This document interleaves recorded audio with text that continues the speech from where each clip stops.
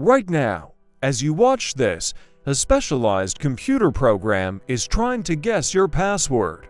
It doesn't get tired, it doesn't take coffee breaks, and it can try millions of combinations every single second. Is your digital life protected by a vault door or a screen door with a welcome mat? If your password is your dog's name or your birthday, I have some bad news. You aren't just at risk. You're an easy target. Welcome back. Today, we are talking about the thin, alphanumeric line between you and total digital co's. We use passwords for everything from our bank accounts to our grocery lists. But most of us treat them like an annoying chore.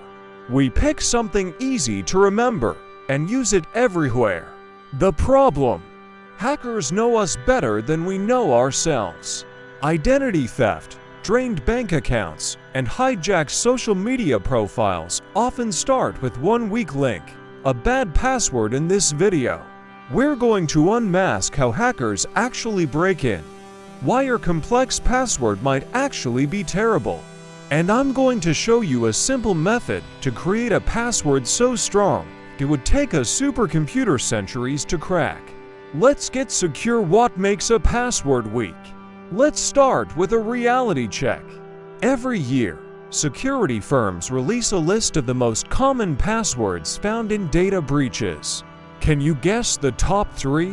1 to 3 4 5 6 password 1 to 3 4 5 6 7 8 9. If you're using those, stop the video and change them right now.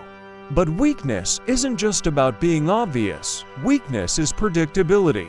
Using your child's name, your favorite sports team, or your birth year is like hiding your house key under the front mat. It's the first place anyone looks. Hackers don't sit there guessing.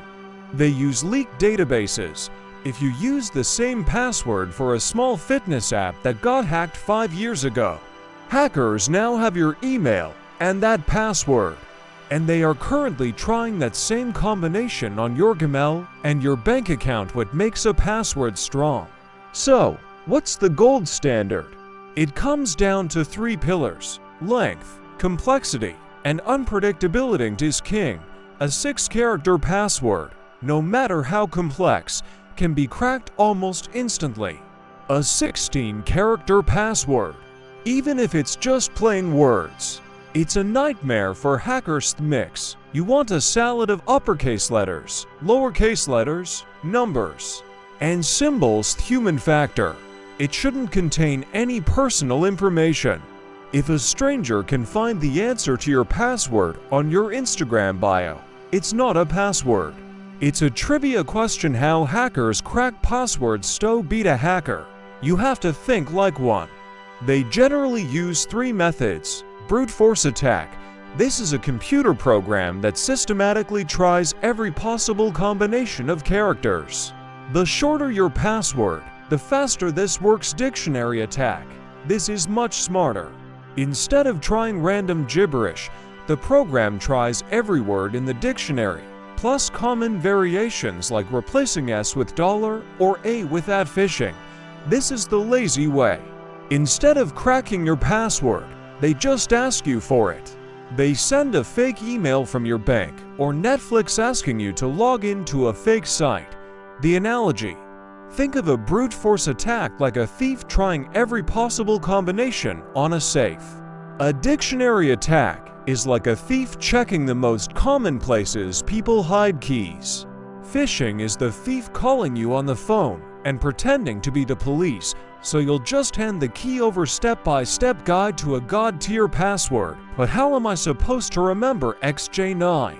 PL2ZMQ?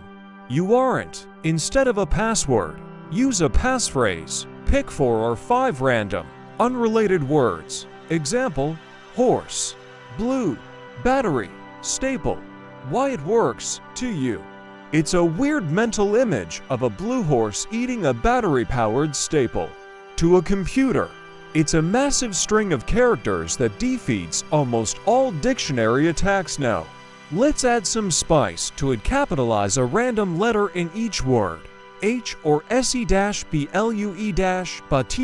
or Y-ASTAP LED. Add numbers and symbols at the joints. Horse number 1 blue. 2-BATTER Y-3-ASTAP LED. For password best practices greeting, one strong password is great. But here are the 3 commandments of digital security. Thou shalt not reuse. If you use the same strong password for 50 sites, you only have one password. If one site gets hacked, all of them are gone. Thou shalt use different passwords. Every account should have its own unique secret. Thou shalt enable 2FA, two-factor authentication is your safety net.